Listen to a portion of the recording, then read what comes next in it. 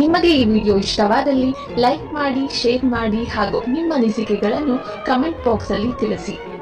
ಸ್ಯಾಂಡಲ್ವುಡ್ನ ಎಲ್ಲ ಹೆಚ್ಚಿನ ಮಾಹಿತಿಗಾಗಿ ಎಜಿ ಸ್ಟುಡಿಯೋಸ್ ಚಾನೆಲ್ಗೆ ಸಬ್ಸ್ಕ್ರೈಬ್ ಆಗಿ.